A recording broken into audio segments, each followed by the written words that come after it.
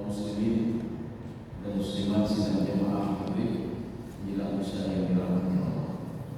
Kita lanjutkan kajian tafsir surah Al-Insan. Sudah memasuki ayat ke-20. Jadi pada pertemuan yang lalu kita sudah membahas wildan mukhalladun. Jadi ada wildan itu jamak, tentu banyak. Jadi bukan satu, kalau satu balak. Jadi yang meminta kita nanti di dalam surga nanti itu adalah wildan. Wildan itu kalau kita punya anak, dia meninggal di bawah usia 13 tahun, nanti dia akan bersama kita di dalam surga. Ya, itu namanya wildan mukhalladun. Mukhalladun apanya? Kalau dalam tafsir Jalalain la syaibah, dia tidak berubah. Jadi yang tidak berubah begini, dia itu terus muda terus. Sehingga di dalam tafsir Sawi beliau mengatakan, kalau tidak berubah apa maksudnya? Beliau menjelaskan la sya'ra. Ini pendapat beliau unik juga dalam tafsir Sawi itu. Beliau mengatakan tidak punya rambut, anak itu, maka rambutnya nampak. Jadi kepalanya terus tertutup. Itu kalau versi tafsir Sawi. Dan ini tidak ditemukan di dalam tafsir lain yang mengatakan tidak punya rambut. Mereka mengatakan mukhalladun itu apa? Fi a'marihim, umurnya yang tidak pernah bertambah, dan umurnya la yazidu wa la yanqus, tidak bertambah dan tidak berkurang. Ya, itu ayat sebelumnya. Sekarang kita masuk ayat ke-20. A'udzu billahi minasyaitonir rajim. Bismillahirrahmanirrahim. Idza ra'aitahu hasibtahu lu'lu'an manthura. Ya, coba kita lihat.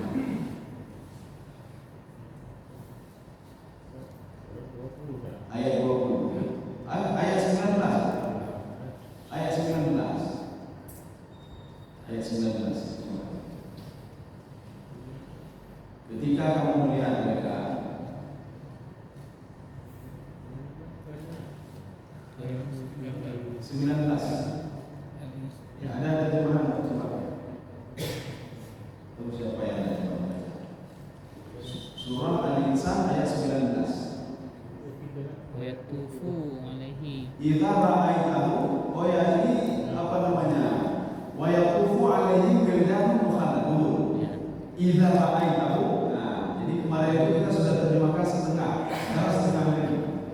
Ya, jadi coba baca. Dan mereka dikelilingi oleh para pemuda-pemuda yang tidak muda. Ya, ini terjemahan yang apa namanya, ayat yang panjang, terjemahan yang setengah. Sekarang setengah lagi. Apabila kamu melihatnya, apabila kamu melihat mukanya mereka, siapa kamu di sini? Ada di kota dan roh. Siapa? Ada kamu di kota dan roh. Kamu itu Nabi Muhammad SAW. Artinya apa? Allah yang mengatakan, ya Muhammad, kalau kamu masuk ke dalam surga, kamu akan melihat anak-anak itu. Pertanyaan selanjutnya, apakah ayat ini tidak berlaku untuk kita? Sedangkan Allah berdialog langsung dengan Nabi Muhammad. Idza ra'aitahu, kalau kamu melihat mereka ya Muhammad. Inilah yang ada di dalam teorinya Imam Syafi'i dalam tafsir beliau. Kullu khitabin lin nabi khitabun li ummati. Setiap ada dialog Allah dengan Nabi, dialog itu juga berlaku pada umatnya. Ketika Allah katakan qul wallahu ahad, ya Muhammad katakan kalau Allah itu esa. Maksudnya apa? Qul, katakan juga pada umatku. Ya, ini berlaku juga untuk umat Nabi Muhammad SAW. Maka ada beberapa penafsir. Yang penafsir itu tetap pada pendiriannya. Kalau ini ayat ini untuk Nabi Muhammad, berarti untuk Nabi Muhammad terus. Contoh masalah jilbab. Ya ayuhan nabi, wahai Muhammad. Ketika di dalam Al-Quran diungkapkan an-nabi, tidak ada nabi lain kecuali itu untuk Nabi Muhammad.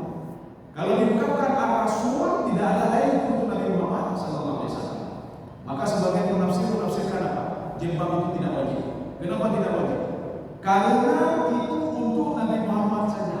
Nah, ini keliru. Ya, jadi beliau melihat teks konteks ayat itu. Ya ayuhan nabi, qul li azwajika, untuk istri Nabi. Kemudian katakan anak Nabi, walil mu'minin, orang-orang mukmin pada masa Nabi. Maka mereka mengambil kesimpulan ayat itu untuk Nabi. Ya, kalau ayat itu untuk Nabi berarti itu Nabi. Jadi makanya di dalam tafsir Syafi'i khitabun li ummati. Tidak perlu diungkapkan di sini wa idza ra'aita ya Muhammad wa ra'at ummatuka, dan umatmu juga melihat. Pakai kalimatnya. Artinya kalimatnya sia-sia saja. Maka di dalam Sibawai itu seorang pakar nahu. Ada kitab Sibawai yang kita terjemahkan. Apa kata Sibawai? Al-Arabu yastagni 'anil lafzi. Orang Arab itu kaya lafaz. Penggunaan lafaz yang pendek mengandung makna yang banyak. Cukup dengan menyebutkan Nabi Muhammad saja itu sudah termasuk umat Nabi Muhammad sallallahu alaihi wasallam. Hanya hai ya Muhammad katakan kepada ini, wahai ulama katakan kepada kamu, wahai pengikut Nabi katakan, tidak usah. Cukup untuk Nabi Muhammad saja berlaku semuanya. Ini juga berlaku semuanya. Maka coba lihat dalam berbagai tafsir. Idza ra'aitahu, ini dalam tafsirnya. Wa idza ra'a ummatuka, apabila kamu melihat umatmu melihat, nah di dalam surga. Pemuda-pemuda tadi yang membawa air kepada kita, umurnya tidak bertambah, la yasiku wa la yanqus. Seperti apa mereka? Lu'lu'an manthura. Mereka seperti akan kamu kira mereka mutiara yang bertaburan.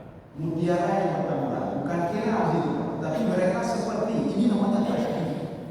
Makanya di dalam Ibnu Ashur kalau kita mengkaji tafsir beliau itu tidak jauh dari bahasa. Beliau pakar bahasa, pakar balaghah, sama seperti tafsir Zamakhsyari. Beliau mengatakan, maka uniknya tafsir Ibnu Ashur, beliau sudah bertanya menjawab sendiri. Apa kata beliau? Limada, kenapa at-tashbihu al-wildanu bil-lu'lu'i? Kenapa pemuda-pemuda itu yang umur 13 tahun diserupakan dengan lu'lu', permata-permata? Kenapa? Dijawab oleh fa'aqulu, ini kata Ibnu Ashur. Saya menjawab, kata beliau. Ya, ini tafsir umum juga ini. Beliau yang bermasalah, beliau yang menjawab. Supaya apa? Pembaca tafsir itu penasaran. Artinya pemuda-pemuda itu seperti permata berkilau, ceria. Pemuda ini begitu juga, dia ceria. Kemudian kita melihat apa? Keceriaan ada di mana-mana, seperti permata.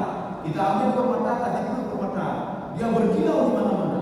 Begitulah pemuda-pemuda yang melayani seorang ketika dia masuk ke dalam surga. Maka dilayani di aqwabin wa abari wa ka'sin min ma'in. Mereka membawa ceret dan membawa minuman apa? Gelas kecil. Maka kita sudah pernah membahas, kalau dibawa gelas kecil itu taklim namanya. Kalau dibawa gelas yang ada tangkai, itu di dalam Al-Quran disebutkan dikasih. Kalau satu lagi di aquabi tidak ada tangkai yang kecil-kecil. Tapi kalau di buku C dikasih itu ada tangkai, minum kamu sepuasnya, kata Allah Subhanahu wa taala. Beda bikin di dalam neraka yang udah mengumpulkan nyoka neraka. Ada riwayat dari Ali bin Abi Thalib. Ali bin Abi Thalib mengatakan begini, ketika seseorang itu dakhala jannah, dia masuk ke dalam surga. Fara'a, dia melihat air di dalam surga itu. Kemudian apa yang dia lakukan? Fasyariba minha, dia minum dari mata air itu. Dan sebagian apa? Dia mandi dari mata air itu. Sepuasnya, kata Allah Subhanahu wa taala. Ini riwayat dari Ali bin Abi Thalib. Kaum sekalian dan jemaah yang dirahmati sudah. Sekarang kita lanjut. Sekarang baru ayat yang 20. Tadi potongan ayat 19. Ya, potongan ayat 19 yang dulu selesai kita bahas pada pertemuan yang lalu. Sekarang masuk ayat yang 20. Wa idza ra'aita thamma ra'aita na'iman wa mulkan kabira.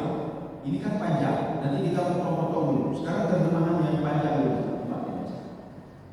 Dan apabila engkau melihat keadaan di sana surga, ya, terus niscaya engkau akan melihat berbagai macam kenikmatan dan kerajaan yang besar. Ya, ini kalimat ini kan panjang. Sekarang kita potong-potong menjadi dua. Wa idza ra'aita thamma ra'aita, ya sampai situ saja. Wa idza ra'aita thamma ra'aita. Ya, coba baca lagi. Sampai potongan yang tadi berhenti tadi. Dan apabila engkau melihat keadaan di sana surga. Ketika engkau melihat keadaan di dalam surga, sama itu bukan keadaan di dalam surga. Kita perlu membedakan antara sama dan summa. Kalau summa di dalam tafsir Ibnu Abbas mengatakan tsumma yadullu ala taba'udil ahwal, menunjukkan masa yang lama sekali itu kata tsumma. Makanya ketika seorang meninggal dunia dibangkitkan nanti pada masa dalam kondisi yang lama sekali. Mana dalilnya? Kalla sawfa ta'lamun, tsumma kalla sawfa ta'lamun. Kamu akan tahu diri, kamu akan mati, kamu akan meninggal dunia. Kemudian setelah itu apa? Kamu akan dibangkitkan pada masa dalam tengah waktu yang lama sekali. Ini kalau tsumma, ya. Jadi kalau kita katakan saya makan nasi, tsumma bisa saja 1 jam kemudian tidak minum air. Ini makna tsumma. Sekarang sama itu ya dulu ada wus'ah. Wus'ah itu apa? Luas. Maka Allah yang mengatakan, ya Muhammad, wa idza ra'aita, kalau kamu melihat surga itu, sama ra'aita, begitu luas sekali surga itu. Jadi bukan keadaan surga. Ya. Sama ini menunjukkan kepada ya dulu ada tawassul. Kita lihat satu hadis di sini di dalam tafsir Sahih. Ini kondisi surga yang paling gimana? Paling liu, ya paling liu. Surga yang paling liu, surga paling liu. Mana ini? Wa'adna ahlul jannah manzilah, serendah-rendahnya itu surga bagi seorang penduduk penghuni surga ini. Man yandur fi mulki, ketika dia melihat begitu hebatnya surga itu, luasnya surga itu, masiratu alfu amin, perjalanan 1000 tahun. Tidak disebutkan apakah jalan kaki atau naik kendaraan. Beda pula naik kendaraan, jangan nampak kendaraan. 1000 tahun. Seorang keliling dunia berangkat dari Banda Aceh, keliling dunia paling tidak 5 tahun, jadi 50 kali lipat 5 tahun. Yang api dunia keliling selama 5 tahun ini 1000 tahun. 1000 tahun dia pergi terus. Segitulah lebarnya surga begini. Kemudian di sini disebutkan ini, yara aksamu kama yara adalah, ketika seorang melihat aksamu paling ujung itu 1000 tahun, begitu juga kalau dia di bawah itu 1000 tahun. Jadi ada lebar 1000 tahun, kemudian tinggi juga 1000 tahun. Ini seperti seorang pemuda ketika dia sudah pernah kita bacakan hadisnya. Ini ada di dalam kitab Al-Muwatta yang dihafal oleh Imam Syafi'i. Ada seorang pemuda yang sudah dibakar ribuan tahun dalam neraka oleh Allah. Ketika itu dia memanggil nama Allah Subhanahu wa taala. Maknanya apa sebenarnya? Ada kajian dalam kajian tasawuf. Seorang itu ketika memanggil Allah pasti direspon. Makanya kita juga menyebut tahu-tahu dan udah begini. Nah, coba dan bayangkan begini. Pemuda tadi sudah masuk neraka. Penduduk neraka saja direspon oleh Allah. Apalagi kita yang ada temayang, kita yang ada puasa, kita yang ada berjamaah, kita yang ada temayang tunai. Tahu Allah, mana di rumah Allah. Makanya sahabat itu ketika kan memanggil ya Hanan, ya Hanan, ya Hanan, itu benar sahabat itu. Termasuk pemuda tadi. Dia sudah diklaim sebagai penduduk neraka, dibakar sudah ribuan tahun. Nanti misalnya dalam kitab Al-Muwatta di situ tentang pemuda yang terakhir keluar dari neraka. Maksud terakhir keluar dari neraka itu dari pintu itu, dari yang lain masih banyak. Dia mulai memanggil nama Allah dalam neraka. Ya Hanan, ya Hanan. Ketika itu direspon oleh Allah. Yang malaikat ada yang memanggilku dari dalam neraka. Coba bawa dia kemari. Nah, terakhirnya kan terus jadi ceritanya panjang. Kalau di dalam kitab Al-Muwatta itu 2 halaman. 2 halaman, hadis ini 2 halaman. Jadi ketika itu Allah mengatakan kepada malaikat, yang malaikat itu sebagai saksi. Saya masukkan dia ke dalam surga bukan gara-gara amal ibadah, itu mayat kata bukan. Tapi gara-gara apa? Kenapa dia memanggil saya dari tadi terus dipanggil saya? Ya Hanan, ya Hanan. Ketika sudah dimandikan, fana bata sya'ruhu wa nabata lahmuhu. Rambutnya sudah mulai bukan rambut korupsi ini. Ya, nanti rambut korupsi. Kami baju makanan. Kemudian ada sari-sari makanan itu ijimo itu. Sari-sari makanan ijimo atau ijimo. Nyokan lepa atau hari manade. Yang ada pun kok manade, apa juga manade. Makanya dagingnya daging yang baru. Ketika itu Allah mengatakan kepada dia, "Idhab ilal jannah." Sekarang pergi masuk ke surga. Pemuda tadi mengatakan, "Ya Allah, mala'at al-jannah." Surga sudah penuh. Allah mengatakan surga tidak pernah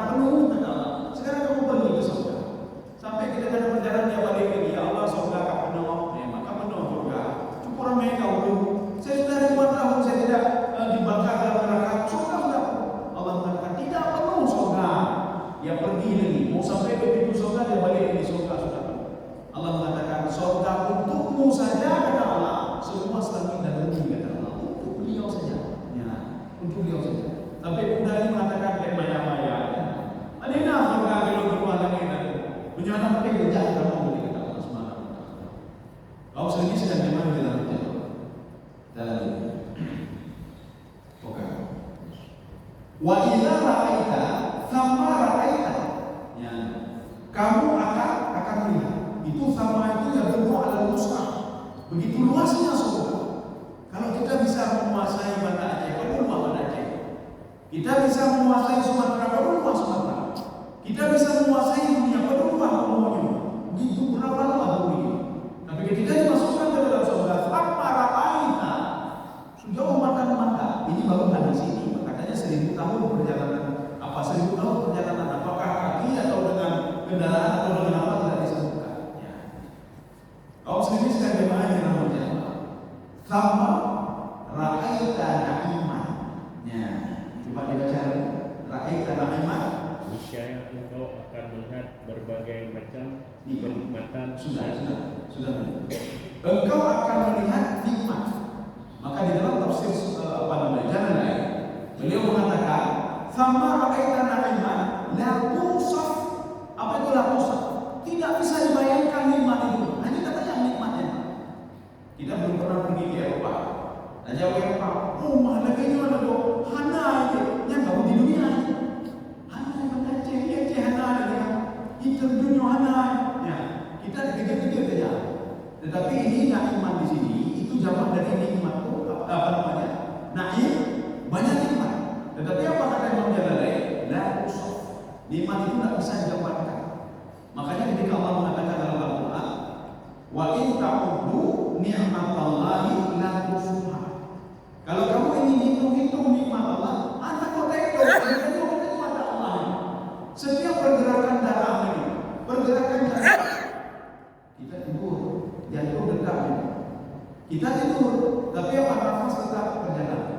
Kita tidur, ginjal fungsinya tetap dia berjalan, itu berjalan, semua berjalan, tidak ada berhenti.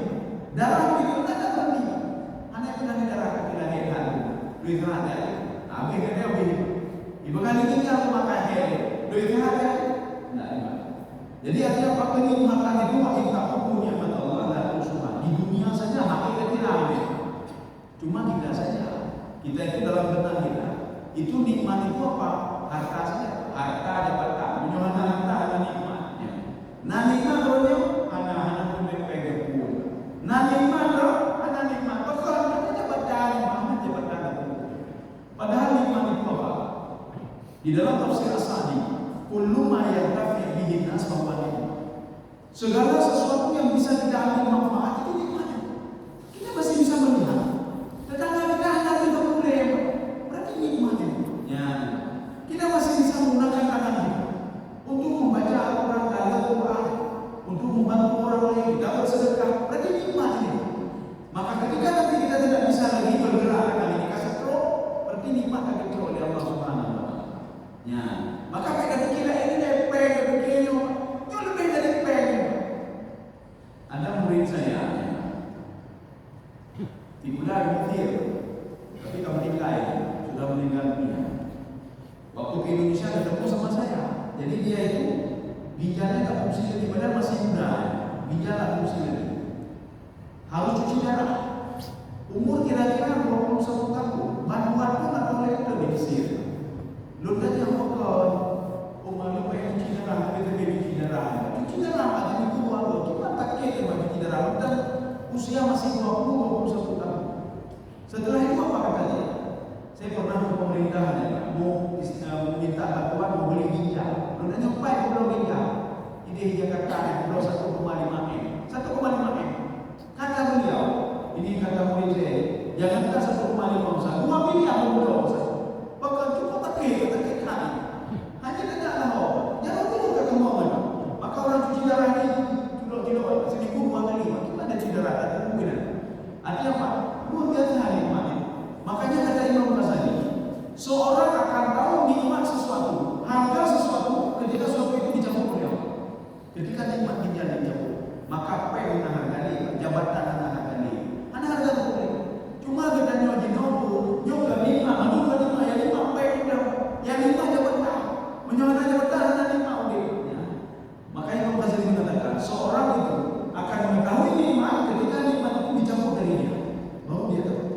Maka kalau ingin tahu nikmatnya jangan tanya sama orang sehat. Katanya mau sehat, nah itu uji nikmat jantung.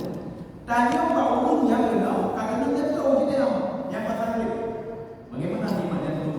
Jantung. Lu kalau patah balik atau ingin tahu nikmat ginjal, tanya sama orang cuci darah, tanya Pak Umum yang sama, itu uji nikmat. Itu kita punya. Tanya sama orang. Kalau ingin tahu nikmat kita bisa bernapas, kita bisa berjalan bergerak ada di mana saja. Tanya sama orang stroke tanya. Gimana nikmat lagi di rumah luar biasa. Hanya di jalan boleh, hendak bergerak rumahnya. Kau sendiri sudah nikmat dalam hidup. Itu salah satu nikmat hidupnya. Maka ada di dalam kitab Riyadhus Shalihin.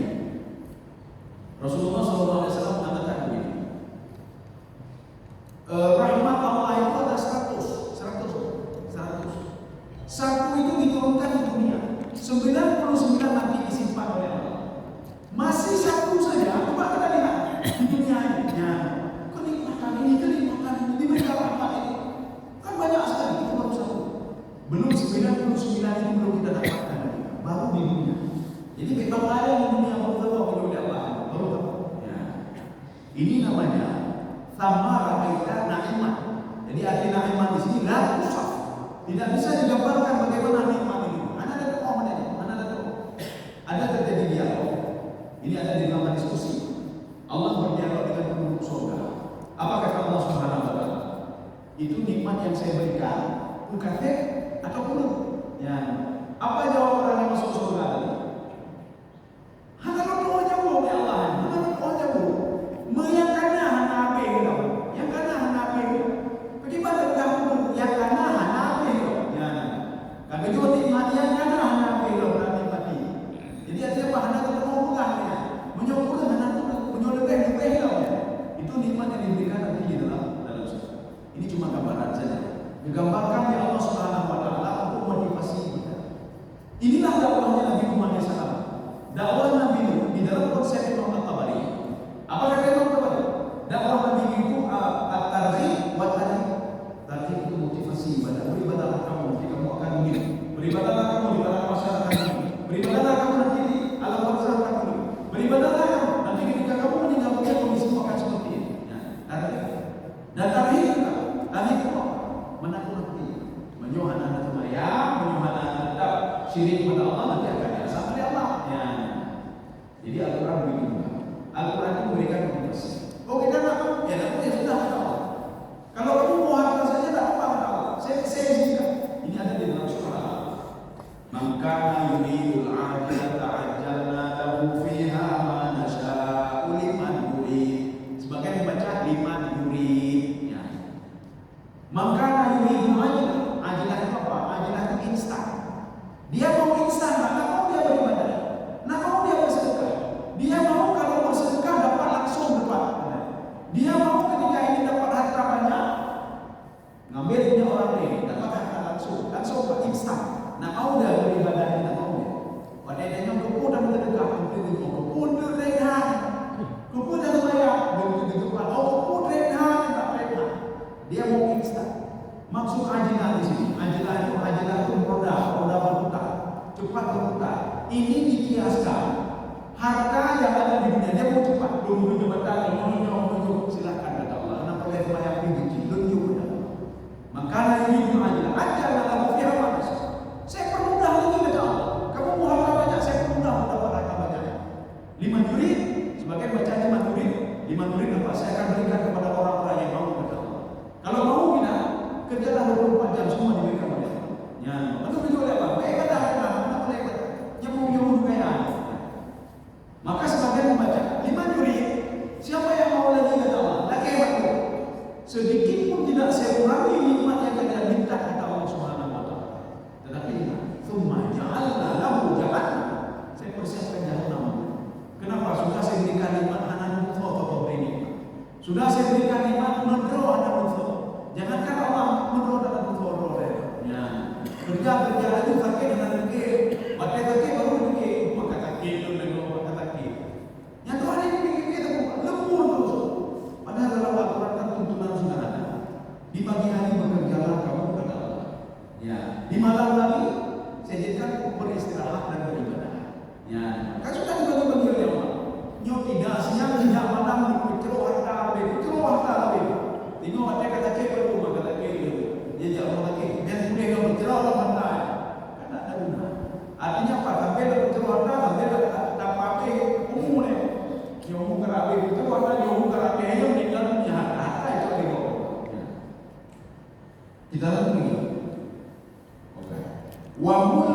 kabira.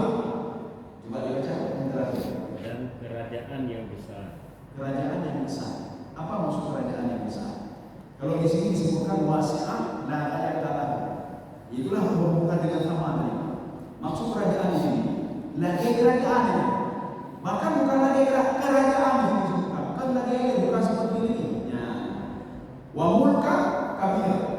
Ya, mulkan kabira, mulkan wasi'an la ayatalah. Jadi kekuasaan, maksud kekuasaan apa? Kita bisa memerintah apa saja. Kita bisa perintah apa saja. Kita bisa menyuruh apa saja. Kita bisa berkeinginan apa saja di dalam surga. Ya. Kalau kita lihat ada di dalam surah Yusuf. Dalam surah Yusuf, istri Zulaikha, istri Qidfir. Qidfir itu seorang wazirul difah. Wazirul difah itu menteri pertahanan. Ketika kita melihat, beliau mengatakan ketika Yusuf disuruh jalan di depan wanita-wanita yang lain, sehingga wanita itu memotong tangannya. Ketika itu apa kata Zulaikha? Sebelumnya yang memotong tangan itu ngomong, ya Yusuf, itu tuanmu itu penuh sama dia, yang kasih makan kamu dia, yang kasih kamu dia, yang memberikan tempat tinggal dia. Kemudian apa kata Zulaikha? Saya yang memerintah di sini. Kalau dia tidak patuh, akan saya masukkan ke penjara. Nah, saya yang memerintahkan dia, saya yang membunuh dia. Inilah salah satu. Ini kata Imam Tantawi dalam tafsir beliau Al-Wasit. Kenapa Qidfir tidak berani menghukum Zulaikha? Padahal sudah tahu Zulaikha itu berbuat salah. Dari umri, bagi Nabi Yusuf dari dekat. Kenapa tidak ini? Karena Qidfir takut kepada Zulaikha. Ya, yang mengontrol kerajaan, yang mengontrol itu adalah Zulaikha. Walaupun Qidfir itu seorang perdana menteri, dia perdana menteri pertahanan di situ, wazirul difah. Tetapi yang mengontrol dia adalah Zulaikha. Maka yang membuat masuk ke dalam penjara itu Zulaikha. Masukkan dia ke penjara saja. Ya, masukkan ke penjara saja. 2 kali dia ucapkan. Yang pertama ketika dia mengejar Yusuf ketemu dengan Qidfir, langsung dia katakan masukkan dia ke penjara. Kenapa? Karena dia ini berbuat jahat dengan saya. Ini apa Qidfir yang saya bawa kepada dia? Ketika dia bertanya, sepatutnya dia seorang suami bertanya kepada istrinya dulu, ada apa ini? Tapi kenapa dia bertanya ke Yusuf dulu? Apa dia bertanya ke Yusuf? Simpan rahasia Yusuf. Baik poligom. Siapa yang mau rahasia ini? Kenapa penduduk kampung tahu semuanya? Kenapa wanita itu tahu semuanya? Gara-gara Zulaikha. Zulaikha habis kejadian ini. Makanya di dalam tafsir Al-Baghawi di sini diungkapkan apa? Yang Zulaikha dalam ini tafsir Al-Baghawi. Dia ini dia bangga dengan maksiat yang dilakukan. Dia mengejar Yusuf, setelah itu dia cinta pada penduduk kampung. Dia mengucapkan rahasianya. Ya. Kalau dia diam saja, kan tidak ada yang tahu. Tetapi Zulaikha yang membocorkan kepada orang. Makanya Qidfir mengatakan kepada dia, "Iwastaghfiri li dhanbiki innaki kunti minal khati'in." Kamu minta maaf kepadaku. Ya, minta maaf. Dan disebutkan di situ dia minta maaf. Tapi kejadian itu kan biasa saja. Ya. Kau sendiri sedang diulangi dalam Allah Subhanahu wa taala. Artinya kita nanti di dalam surga itu memerintahkan ini, apapun kita perintahkan. Ini maksud pemulkan kabir. Sama seperti Zulaikha. Walaupun suaminya jabatan suaminya, tetapi yang memerintah itu siapa masuk penjara adalah Zulaikha. Yang membuat ini dan akurat adalah Zulaikha. Maka Zulaikha mengatakan, saya yang menyuruh dan saya melarang apapun itu. Kalau Yusuf tidak mau saya masukkan ke penjara, maka Yusuf berdoa kepada Allah, ya Allah penjara lebih bagus daripada saya itu diperintahkan oleh wanita ini. Sedangkan Qidfir biasa saja. Kalau di dalam tafsir Ibnu Katsir, apa kata Imam Ibnu Katsir? Laisa lahu marhum. Dia tidak punya hanya dia ketemu ke Zulaikha, hanya oke, nama makan dan lain sebagainya. Tetapi ketika kita dalam surga, kita bisa memerintahkan apa saja. Inilah namanya wa mulkan kabir. Arti mulkan kabir, kekuasaan penuh ada sebenarnya. Leluhurnya. Saya ingin ketemu dengan anak saya. Menumpuk oleh Allah. Oh, di dalam neraka apa? Dia menumpuk. Ya. Ada yang bertanya begini. Nanti dijawab melalui tafsir. Ketika seorang ketemu dengan penduduk neraka, kenapa bisa nyalok? Kok bisa nyalok? Sedangkan di dalam Al-Quran disebutkan la yamutu fiha wa la yahya. Penduduk neraka itu tidak hidup, tidak mati. Gabung dengan tidak bisa istirahat. Ya, gitu. seorang mengajak dialog, diberikan kesempatan oleh Allah Subhanahu wa taala dan dia tidak dikasih waktu itu. Dia bisa berdialog dengan anaknya langsung. Dia bisa berdialog dengan kerabatnya langsung. Sehingga apa? Ada dua tafsiran.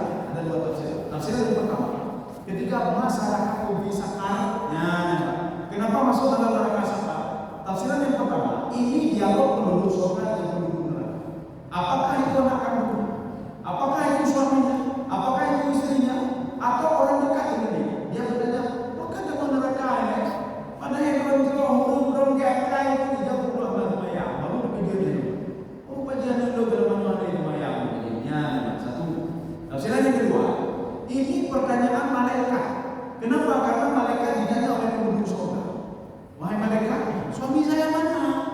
Istri saya mana? Anak kandung saya mana? Tunggu sebentar, saya cek di dalam neraka, kata malaikat. Ketika dicek, dilihat, oh anak kamu di dalam neraka. Saya tanya, kamu kenapa? Ditanya, apa? Ayo, apa namanya anak maya? Atau lo cukup kering? Itu mayatnya, tapi kering dulu gitu. Jangan kan kalau lain itu juga kering. Atau dia memotong-potong Al-Quran. Atau yang keempat, tidak yakin kepada ahli Quran. Maka mereka berkata, istrimu, anakmu, suamimu ada mayat. Istrimu, anakmu, suamimu kering. Walaupun dia salah tapi kering dulu. Istrimu, anakmu, suamimu dia menentang Allah Subhanahu wa taala, tapi kamu tidak tahu. Inilah yang ketika Nabi Nuh alaihissalam. Ketika Nabi Nuh berdoa kepada Allah ketika adanya tenggelam, apa kata Nabi Nuh? Innahu ibni. Ya Allah, ada Allah ya Allah. Jangan kata Allah ya Allah. Kata Allah, innahu laysa min ahli. Itu bukan anakku lagi. Kalau dia sudah syirik itu urusan saya, kata Allah. Saya mengajarkan kamu supaya kamu tidak jadi orang bodoh, kata Allah Subhanahu wa taala. Segala keputusan saya itu sudah fix. Jadi nggak perlu diprotes. Saya tenggelamkan anakmu karena dia syirik kepada. Akhirnya Nabi Nuh alaihissalam dalam riwayat itu disebutkan, saking malunya Nabi Nuh alaihissalam minta kepada Allah untuk anaknya itu supaya masuk diberikan rahmat oleh Allah. Karena malu Nabi Nuh alaihissalam, Nabi Nuh tak pernah lagi kalau berdoa melihat ke atas selama 40 tahun. Selalu doanya itu.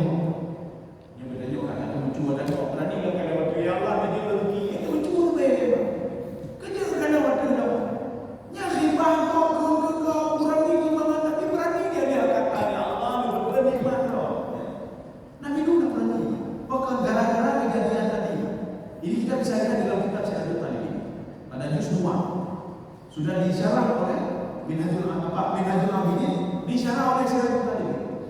Bagaimana Nabi Nuh alaihissalam selama 40 tahun berdoa tidak pernah melihat ke atas tapi melihat ke bawah. Tangkip ada ini Nabi Nuh alaihissalam. Ketika Allah mengatakan baik itu dia berdoa kata, kamu kan sudah tahu anakmu syirik padaku. Kalau saya tenggelamkan dia berarti ada maksud kata Allah. Dia tidak tanya ini tentang istrinya, Pak. Istrinya sudah jelas-jelas syirik kepada Allah Subhanahu wa taala. Bawa sekali saya kembali ke dalam. Sekarang kita lihat. Oke. Aliyahu. Ini ada yang baca alihim. Ya, alihim atau aliyahu. Ada dua kiraat. Aliyahu thiyabu sundusiu khudru wa istabrak. Ya, coba baca. Mereka berpakaian sutra halus yang hijau dan sutra tebal, memakai gelang. Ya sudah, gelang dulu. Ulangi lagi, jangan sampai gelang. Ya, mereka berpakaian sutra halus ya, yang hijau dan tebal. Oke, sudah. Ini kalau di dalam tafsir Jalalain, beliau itu merangkum satu pakaian penduduk surga itu satu. Apa pakaiannya? Maka di aliyahu, makna aliyahu apa? Atasan ada dipakaikan atau alih, ya alih. Thiyabu pakaian surga. Sundus itu sutra ya, sundus. Khudrun warnanya hijau. Satu pakaian sutra halus warna hijau. Wa istabrak dan tebal lagi. Sudah, ini satu tafsir. Sekarang tafsir yang kedua. Tafsir Ibnu Katsir, apa kata Imam Ibnu Katsir? Kita bisa melihat dalam Ibnu Katsir tafsir versi lama dan tafsir versi baru.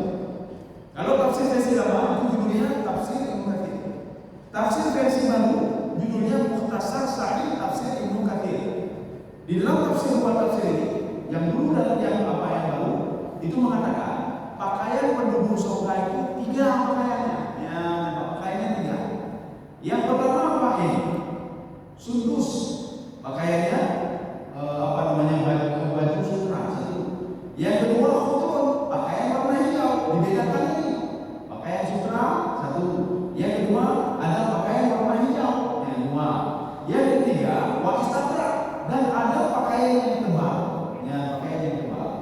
Jadi makanya ada yang mengkonotasikan begini. Setelah pakai baju sutra, nah itu lagi pakai jas. Ada pakai baju dalam. Setelah itu pakai baju putih, pakai dasi, pakai jas gitu. Ada yang mengatakan satu pakai. Imam Ibnu Katsir tidak, itu masing-masing dia sendiri-sendiri. Yang pertama al-ghanir, pakaian sutra. Yang kedua khudrun, pakaian warna hijau. Yang ketiga ada pakaian ghanir. Ghanir itu istabrak, pakaiannya agak tebal sedikit. Ya. Tetapi di dalam tafsir ini dia satu pakai semuanya, berbeda dengan tafsir Ibnu Katsir. Kita lanjut. Wa istabrak, ya, wa hullu asawira min fiddah. Ya, coba dibaca. Di poin yang kedua, nanti ada poin yang ketiga. Kita usahakan habis dulu. Memakai gelang terbuat dari perak. Dan memakai gelang terbuat dari perak. Dipakaikan. Ya, beda memakai dan dipakaikan. Memakai, coba oke. Dipakaikan. Kita senang tidak senang dipakaikan. Ya. Dinaikkan ke mobil beda dengan naik ke mobil. Ya, jadi artinya kalau dinaikkan kan lebih terhormat. Silakan naik. Kalau naik ke mobil bisa saja nggak diizinkan, tiba-tiba tak izin. Ini makna wahulu, mereka dipakaikan. Apa yang dipakaikan? Asawir itu perhiasan di nyomnya. Maka tak perlu ini nanti. Pemali dunia hanya perhiasan. Ini seperti anak Nabi Muhammad SAW. Kalau kau menumpak nampak dia jadi butuh. Akhirnya apa berlaku kepada Rasulullah? Ya Allah, wahainya, saya kepingin juga emas seperti anak-anak yang lain. Apa kata Rasulullah SAW? Mari kita pergi ke sumur itu kata Rasulullah. Sekarang coba tembak sumur. Rasulullah berdoa kepada Allah. Ya Allah, jadikan air sumur ini emas semua. Ketika menjadi emas, dia tanya kepada anaknya, kamu mau sekarang apa lagi? Saya mau nanti kalau dibuang saja. Dibuang apa? Begara-gara ilmunya mulai bedah. Begara-gara ilmunya bedanya kakak di bedah. Kenapa? Harta itu salah satu fasilitas iblis untuk membuat kita malas beribadah. Dari mana iblis tahu kalau ada fasilitasnya? Ketika iblis menggoda manusia, itu dah ahli ibadah. Digoda ahli ibadah. Kayak yang tadi berkali puluhan dolar.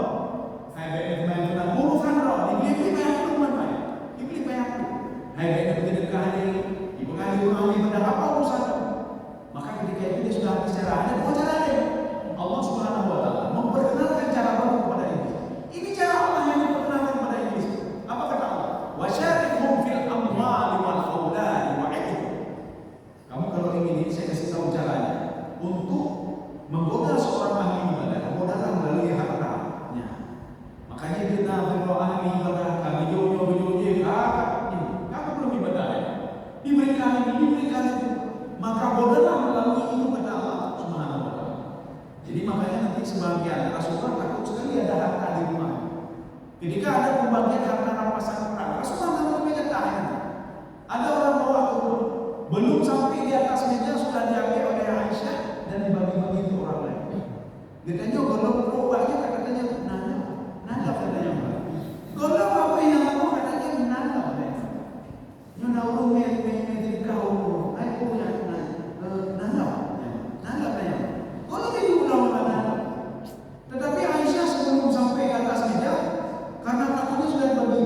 Satu, yang kedua, pada suatu hari Rasulullah mau bagi. Karena waktu itu masuk waktu salat. Ketika Rasulullah jadi imam, habis assalamualaikum warahmatullahi. Langsung Rasulullah membalik punggungnya dan melangkahi sahabat-sahabatnya pulang ke rumah. Rasulullah kan dekat dengan sini. Sahabat itu, biasa Rasulullah duduk membaca berzikir. Astagfirullahaladzim. Ini bukan boleh. Rupanya Rasulullah mengambil ada harta. Ya, itu tidak sesuka apakah rampasan perang atau bagaimana. Rasulullah harus membawa ke sahabat. Kalian tahu nggak kata Rasulullah? Kenapa saya tadi pulang ke rumah? Karena masih ada harta di rumah saya takut sekali. Kalau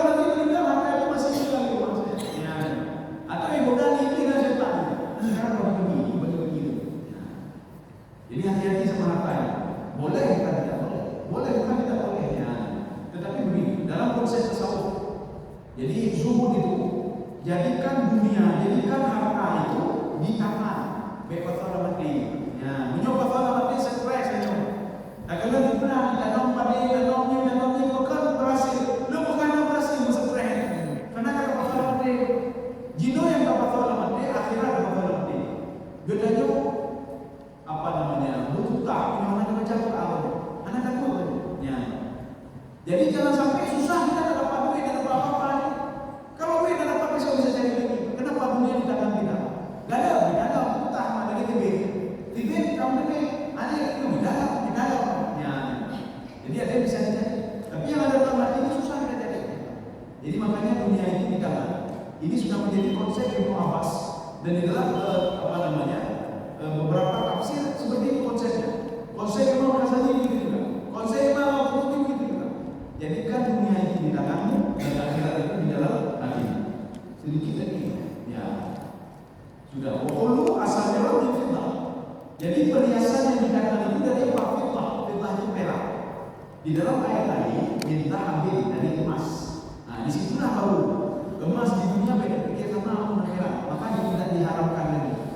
Pengharaman emas di dunia itu ada hikmah tertentu. Pengharaman babi, pengharaman semua ada hikmah tertentu yang tidak terjaga oleh otak manusia. Jadi makanya apa? Segala sesuatu hal yang haram, yang halal kita patuhnya sambil tahu apa. Jangan pernah bertanya. Mungkin ketika kita bertanya, apakah punya setelah disebut mungkin ada cerita itu bagian kecil pada cerita. Mungkin ada hal-hal lain yang tidak diketahui oleh manusia. Bahkan pada ada sesuatu hal yang lain yang tidak diketahui oleh manusia. Maka kita sami'na wa ata'na, kami patuh, kami taat. Kepada Rasul juga sami'na wa ata'na. Maka ironis sekali. Bagaimana kita mau patuh kepada Allah kalau kita tidak tahu Al-Quran? Kita tidak tahu Islam. Bagaimana mau patuh dan kita jalankan perintah Allah meninggalkan larangan Allah? Belum patuh dan taat. Punya patuh boleh hati itu kuat atau patuh itu? Oh, belum patuh ke Rasulullah. Kita patuh boleh hati kita terbaca. Hati adalah hati. Maka bacalah hadis. Ketika Rasulullah mengatakan saya percaya. Ya, kita tutup wasaqahu rabbuh syaraban tahura. Ya, coba dibaca. Dan Tuhan memberikan kepada mereka minuman yang bersih dan suci. Ya, ini sudah pernah kita bahas. Tidak perlu kita perpanjang lagi. Artinya minuman itu diberikan. Nanti kalau ada penduduk neraka protes, penduduk neraka kasih juga minuman. Jangan aja tema. Jadi minuman penduduk neraka kalau kata Ibnu Abbas itu minuman air yang ada di samping neraka. Samping neraka itu ada nahur di situ. Tapi misalnya itu ada nanah yang apa namanya legal. Oh jadi minum air itu. Oh kamu anak istana, maka kasih tahu kabar gembira bagi orang yang tidak salah. Mereka punya istana rupanya di dalam neraka. Maka tidak perlu mudah. Rumah dalam neraka punya istana. Loh hanya pada istana. Mana dalil? Di dalam tafsir itu, ketika Allah mengatakan qul a'udzu birabbil falaq. Al-falaq kata Imam Baidawi, yahtamil di makna al-khasr. Itu maknanya bisa saja neraka apa namanya? Istana yang berada dalam neraka itu juga al-falaq. Ya. Oh makanan ada makanan, ada 3 makanan di neraka. Bisa request umur. Yang jelas tiga makanan ini tidak bermanfaat bagi mereka. Yang jelas makanan itu itu aja Allah Subhanahu wa taala. Oh kamu perlu bidadari, cuma bidadari bingkai. Oh bidadari, anak boleh apa teh? Oh kamu wajib bukan nanya aja lengkap dulu, masih dah lengkap. Ya. Anak tidak ada mana? Makanya wasaqahu rabbuh syaraban. Insyaallah pertemuan selanjutnya kita akan melihat kenapa diberikan fasilitas ini. Kenapa penduduk surga diberikan ini semua? Bahkan kalau kita lihat tidak sesuai dengan apa yang kita lakukan, mana sesuai yang kita lakukan. Jadi makanya apa namanya? Kita akan terus berdoa Allahumma ajirni minan nar, Allahumma ajirni ya Allah menjauhkan dari neraka, Maka kita minta rahmat Allah supaya dimasukkan ke dalam surga. Ini pertemuan selanjutnya ada apa sebenarnya? Kenapa Allah memberikan ini apa namanya? Fasilitas. Kenapa dimasukkan